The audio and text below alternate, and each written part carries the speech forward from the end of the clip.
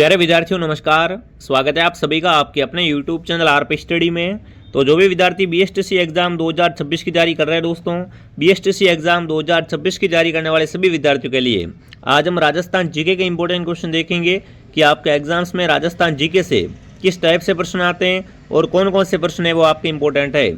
तो चलिए विद्यार्थियों क्लास का शुभारंभ करते हैं। क्लास को आप ध्यान से पूरा जरूर देखेंगे और लास्ट में कमेंट करेंगे इस क्लास को देखने के बाद कितने प्रश्न आपके सही हुए। तो चलिए विद्यार्थियों क्लास का शुभारंभ करते हैं। क्लास का पहला ही क्वेश्चन आपके सामने पूछा है, थार के रेगिस्तान में प्राचीन काल में कौन सी नदी बहती थी। यहाँ पर आपको बताना है प्यारे विद्यार्थियों कि थार के रेगिस्तान में प्राचीन काल में कौन सी नदी है वो बहती थी विद्यार्थियों। द्रव्यवती, सरस्वती, बनास, माई। तो बिल्कुल दोस्तों प्यारे विद्यार्थियों इसका उत्तर रहेगा सरस्वती नदी। क्या रहेगा उत्तर इसका? सरस्वती नदी विद्यार्थियों है वो जो पुरानी मान्यताओं इनके अनुसार दोस्तों है, बिल्कुल वैज्ञानिकों के द्वारा कहा गया है कि प्राचीन काल में सरस्वती नदी है वो थार के रेगिस्तान से होकर बहती थी। उसके बाद दोस्तों धीरे धीरे क्या हो गया, जलवायु बदलाव के कारण ये दोस्तों विलुप्त हो गई है। आज भी जैसलमेर के लाठीश्री क्षेत्र है ना, उसके जमीन के नीचे मीठे पानी के स्रोत को इस नदी का अवशोष माना जाता है। तो बिल्कुल आपका यहाँ पर क्या रहेगा उत्तर? ऑप्शन बी राइट रहेगा, सरस्वती नदी। ठीक है। अगला प्रश्न आपके सामने, चेतावनी चुंगटिया किसने लिखे। देखो एक रचना बहुत ही प्रसिद्ध है जो एग्जाम्स के अंदर अक्सर पूछी जाती है। रचना का नाम है चेतावनी चुंगटिया। चेतावनी चुंगटिया दोस्तों किसके द्वारा लिखे गए हैं? प्रताप सिंह बारट, जोरावर सिंह बारट, राव गोपाल सिंह या केसरी सिंह बारट। तो इसका बिल्कुल प्यारे विद्यार्थियों चेतावनी चुंगटिया लिखने वाला कौन था? केसरी सिंह बारट इसका है वो प्यारे साथियों राइट आंसर है। ठीक है ना। उस समय दोस्तों इस लिखने का उद्देश्य क्या था, अगर आपसे पूछे कि भाई केसरी सिंह ने चेतावनी चुंगटिया क्यों लिखा, इसका उद्देश्य क्या है, तो उस समय दोस्तों महाराणा फतेह सिंह दिल्ली के दरबार में आयोजित होने वाले लॉर्ड कर्जन के दरबार में दोस्तों शामिल होने जा रहा था। उस समय केसरी सिंह बारट ने 13 सोरठों के माध्यम से महाराणा के आत्मसम्मान और उनके पूर्वजों का गौरवशाली इतिहास याद दिलाया था। ठीक है, फिर वो इस सम्मेलन के अंदर नहीं गया था। तो इसका उत्तर रहेगा ऑप्शन डी। और अगर आपसे पूछे चेतावनी चुंगटिया किसको रोकने के लिए लगाया था दोस्तों, या किसके रोकने के लिए लिखे गए थे, तो फतेह सिंह को दोस्तों है वो बिल्कुल दरबार में जाने से रोकने के लिए, जो दिल्ली के दरबार में जा रहे थे उसमें दोस्तों रोकने के लिए इनको लगाए गए थे मेरे साथियों। ठीक है, बहुत बढ़िया। अगला प्रश्न दोस्तों आपके सामने, राजस्थान निर्माण की प्रक्रिया में गठित मत्स्य संघ में कौन शामिल था। फटाफट कमेंट करेंगे। मत्स्य संघ में शामिल था डूंगरपुर, शाहपुरा, धौलपुर, जैसलमेर। देखो मत्स्य संघ है वो दोस्तों राजस्थान के एकीकरण की पहला चरण है, प्रथम इकाई है आप कह सकते हो, है ना। जैसे अपनी बुक लाते हैं उसका पहला पार्ट होता है, पहली इकाई होती है, उसी प्रकार एकीकरण का पहली इकाई कौन सी है, पहला दोस्तों जो चरण कौन सा है वो है बिल्कुल अपना मत्स्य संघ। और इसके अंदर कौन कौन सी रियासत थी विद्यार्थियों? इसके अंदर 4 रियासतें शामिल थी, जिसके अंदर अलवर, भरतपुर, करौली और धौलपुर। तो इसका उत्तर रहेगा ऑप्शन सी धौलपुर, जो भी धौलपुर बता रहे हैं। बहुत बढ़िया। अगला प्रश्न दोस्तों आपके सामने, मत्स्य जनपद की राजधानी थी। कमेंट करेंगे मत्स्य की राजधानी कौन सी थी दोस्तों? चंपा, विराटनगर, कुशीनारा या गोकुलपुरा। बताओ दोस्तों, मत्स्य जनपद की राजधानी आपको बताना है दोस्तों। तो प्राचीन काल में मत्स्य की राजधानी थी दोस्तों विराटनगर। कौन सी दोस्तों थी? विराटनगर। जो भी विराटनगर बता रहे हैं बी ऑप्शन आप सबका सही है। अगला सवाल, साइबेरियन सारस किस ऋतु के अंदर आपको बताना है दोस्तों कि ये अपने राष्ट्रीय घना पक्षी उद्यान में आते हैं। फटाफट तरीके से कमेंट करेंगे सभी के सभी विद्यार्थी यहाँ पर। ग्रीष्म ऋतु, शीत ऋतु, वर्षा ऋतु या सभी ऋतुओं के अंदर। तो विशेषकर दोस्तों ये क्वेश्चन बहुत सारे एग्जाम्स के अंदर पूछा जाता है ऋतु के बारे में। तो इसका जो राइट आंसर रहेगा वो क्या रहेगा दोस्तों? वो रहेगा शीत ऋतु। ठंडी मौसम के अंदर दोस्तों हैं ये अपने यहाँ पर आते हैं प्यारे साथियों। अगला प्रश्न आपके सामने, एकलिंग महामाते किस भाषा में लिखा गया। एक दोस्तों प्रसिद्ध ग्रंथ, प्रसिद्ध रचना कह सकते हो आप, एकलिंग महामाते, ये किस भाषा के अंदर लिखा गया है ये आपको बताना है। तो एकलिंग महामाते दोस्तों संस्कृत के अंदर, किस भाषा के अंदर लिखा गया है दोस्तों? संस्कृत के अंदर लिखा गया है प्यारे साथियों। अगला, बीजा और माला राजस्थान की किस जाति की उपशाखाएं हैं। देखिए बीजा और माला की बात करें दोस्तों, ये आपको बतानी है कि राजस्थान में किस जाति की उपशाखा है। सांची की है क्या, डामोर की, शेयरिया की या कंजर की। चलिए फटाफट कमेंट करेंगे। बीजा और माला दोस्तों हैं ये अपने किसकी हो जाएगी? बिल्कुल आप सबका उत्तर आ चुका है, सांची जनजाति की। किसकी है दोस्तों? सांची जनजाति की उपशाखा होती है। अगला प्रश्न आपके सामने दोस्तों है, कमलकांत वर्मा राजस्थान के पहले राज्यपाल थे, मुख्यमंत्री थे, मुख्य न्यायाधीश थे या उप मुख्यमंत्री थे? बताओ साथियों। कमलकांत वर्मा राजस्थान के पहले, तो ये दोस्तों राजस्थान के प्रथम क्या थे? बिल्कुल आप सबका राइट आंसर आ चुका है। कमलकांत वर्मा राजस्थान उच्च न्यायालय के प्रथम मुख्य न्यायाधीश थे। क्या थे साथियों? मुख्य न्यायाधीश। अगला प्रश्न, राजस्थान सरकार ने मुख्य सचिव की नियुक्ति कौन करता है? बिल्कुल यहाँ पर आपको बताना है दोस्तों, जो राज्य सरकार होती है उसके अंदर मुख्य सचिव की नियुक्ति है वो कौन करता है? राज्यपाल करता है क्या, मुख्यमंत्री, विधानसभा अध्यक्ष या राष्ट्रपति?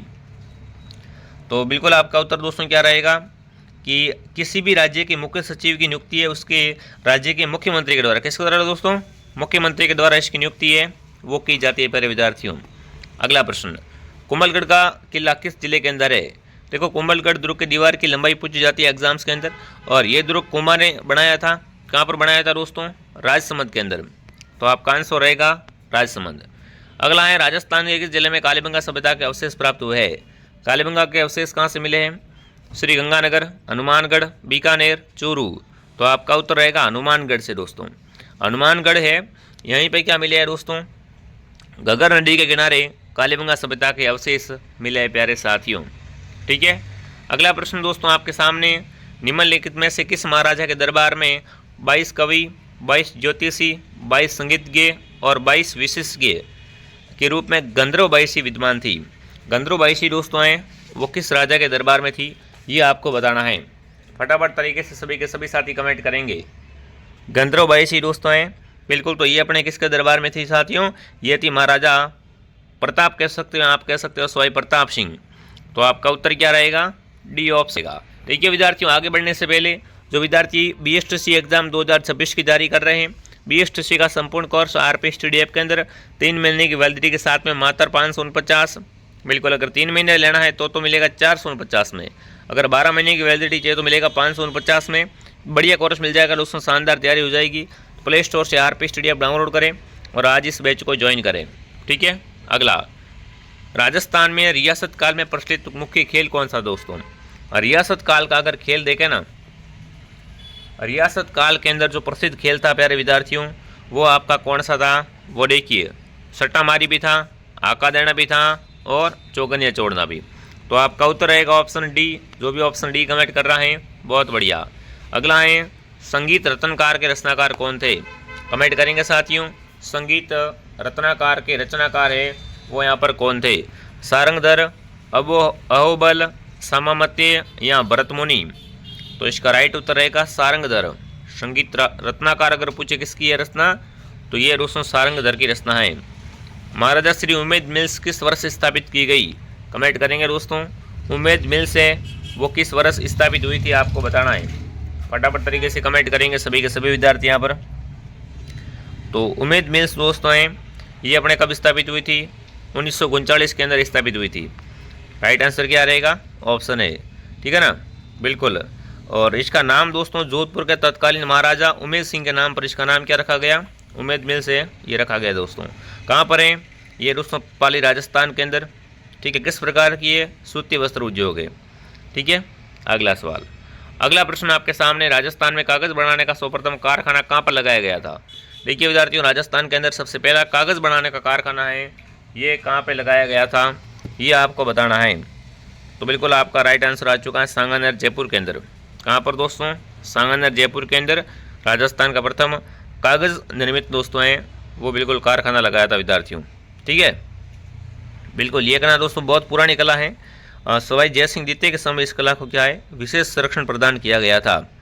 तो चलिए विद्यार्थियों आगे बढ़ते हैं। जिसने भी क्लास को लाइक नहीं किया क्लास को लाइक एंड सब्सक्राइब जरूर करें। राजस्थान का कौन सा नृत्य 2010 में यूनेस्को की अमृत संस्कृति सूची में शामिल हुआ है दोस्तों? देखिए यूनेस्को की सूची में शामिल कब हुआ है? 2010 के अंदर। गीदड़ नृत्य, कालबेलिया, भवाई, कच्ची घोड़ी। तो कालबेलिया नृत्य दोस्तों है ना, यूनेस्को की मान्यताएं वो वर्ष 2010 में राजस्थान के कालबेलिया लोक नृत्य को नृत्य और गीतों की यूनेस्को की सूची के अंदर बिल्कुल शामिल कर दिया गया है मेरे साथियों। तो इसका उत्तर रहेगा कालबेलिया। ठीक है। अगला प्रश्न आपके सामने, निम्नलिखित में से राजस्थान की बोली को है ना ग्रीष्म ने भीली बोली कहा है? बिल्कुल। किस बोली को दोस्तों ग्रीष्म ने क्या कहा है? भीली बोली कहा है। हाड़ौती, वागड़ी, ढूंढाड़ी, मालवी। प्यारे साथियों ग्रीशियन ने बिली बोली है वो वागड़ी को कहा है। किसे कहा है दोस्तों? वागड़ी। सी ऑप्शन एकदम आप सबका राइट रहेगा। अगला है संत मीराबाई के पति का नाम क्या था दोस्तों? भोजराज, रतन सिंह, नरपत सिंह, संग्राम सिंह। तो मीराबाई के पति का नाम दोस्तों भोजराज। आपका आंसर रहेगा ऑप्शन ए। ठीक है। अगला प्रश्न आपके सामने, भेड़ की कौन सी प्रजाति भारतीय मेरिनो के नाम से जानी जाती है ना? भारतीय मेरिनो किस भेड़ को कहते हैं? जैसलमेरी, पुंगल, चोकला या नाली? तो प्यारे साथियों भेड़ की प्रजाति होती है चोकला। चोकला भेड़ को क्या कहते हैं? भारतीय मेरिनो के नाम से जाना जाता है दोस्तों। ठीक है। अगला प्रश्न, अगला है नाथरा की पहाड़ किस धात्विक खनिज के लिए भंडार है? बिल्कुल आपको बताना है दोस्तों, नाथरा की पहाड़ में कौन सा खनिज है वो निकलता है? फटाफट तरीके से कमेंट करेंगे। नाथरा की पहाड़ में क्या निकलता है? सीसा, टंगस्टन, लोहा, तांबा। तो इसका राइट आंसर है दोस्तों लोहा। नाथरा की पहाड़ लोहे के लिए प्रसिद्ध है। अगला प्रश्न, राजस्थान के महाधिवक्ता की नियुक्ति कौन करता है? कमेंट करेंगे दोस्तों। जो राज्य होते हैं उनके अंदर महाधिवक्ता होता है, उसकी नियुक्ति है वो किसके द्वारा की जाती है? राज्य व्यवस्था का बहुत शानदार प्रश्न आपके सामने पूछा है दोस्तों। तो बिल्कुल आप सबका उत्तर आ चुका है कि जो महाधिवक्ता होता है उसकी नियुक्ति है वो राज्यपाल के अनुसार।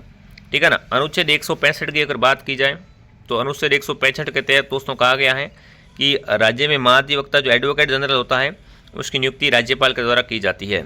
ठीक है। अगला ग्राह्य जनजाति के पंचायत के मुखिया को क्या कहते हैं? कमेंट करेंगे साथियों। ग्राह्य राजस्थान के अंदर सरवाड़ी सिरोही के अंदर निवास करते हैं और इनका मुख्य नृत्य वालर है। और इनका जो गांव का मुखिया होता है या पंचायत का मुखिया होता है उसे दोस्तों क्या कहते हैं? पालवी या सहलोत के नाम से जाना जाता है साथियों। अगला प्रश्न, सुरली आभूषण शरीर के किस अंग में पहना जाता है?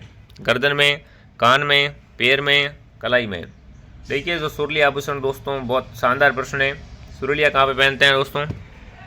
तो सुरलिया है वो महिलाओं के कान का आभूषण है। ठीक है ना। कहाँ का आभूषण है? बिल्कुल पीपल पन्ना ये सब क्या है? हाँ कान के आभूषण। राजस्थान का कौन सा जिला कानन मेले से संबंधित है ना? राजस्थान के अंदर कानन मेला कहाँ पे पड़ता है? टोंक, करौली, बाड़मेर, उदयपुर। तो प्यारे विद्यार्थियों कानन मेला है और राजस्थान के बाड़मेर जिले का। कहाँ पर? कानन मेला राजस्थान के बाड़मेर जिले में आयोजित होता है। ये मेला मुख्य रूप से दोस्तों गियर नृत्य के लिए प्रसिद्ध है। कब होता है? होली के समय। तो आपका उत्तर रहेगा ऑप्शन सी। अगला प्रश्न, कटारगढ़ राजस्थान के किस किले का निवास क्षेत्र है? तो कटारगढ़ दोस्तों किसका हिस्सा है? कुंभलगढ़ का है, रणथंभौर का, तारागढ़ का, अचलगढ़ का? तो कटारगढ़ है वो दोस्तों कुंभलगढ़ दुर्ग का ही क्या है? हिस्सा है। ठीक है। रणकपुर के प्रसिद्ध जैन मंदिर किस जिले के अंदर है दोस्तों? तो रणकपुर के जैन मंदिर है सिरोही, पाली, उदयपुर, जालोर।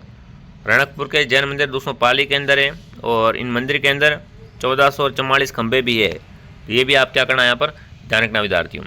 ठीक है। अगला प्रश्न पूछा है, केंद्रीय मरु क्षेत्र अनुसंधान संस्थान कहाँ पर है? कमेंट करेंगे साथियों। केंद्रीय मरु क्षेत्र अनुसंधान संस्थान है ये दोस्तों अपने कहाँ पर है? तो ये पर साथियों जोधपुर के अंदर। आपका उत्तर रहेगा ऑप्शन डी। तो बिल्कुल ये आज के क्वेश्चन थे, फटाफट तरीके से कमेंट करेंगे। क्लास आपको कैसे लगी दोस्तों? और जो विद्यार्थी BSTC की गोल्डन टेस्ट सीरीज लेना चाहते हैं प्ले स्टोर से RPST ऐप डाउनलोड करें। BSTC का फुल कोर्स लेना चाहते हो या GK का स्पेशल कोर्स लेना चाहते हो, जो भी कोर्स आप लेना चाहते हो सारी चीज़ें नोट्स वगैरह PDF वगैरह सब कुछ RPST ऐप के अंदर अवेलेबल है, ज्वाइन कर लो। बाकी मैं आपको मिलता हूँ शाम को 9 बजे लाइव क्लास में। जय हिंद, जय भारत।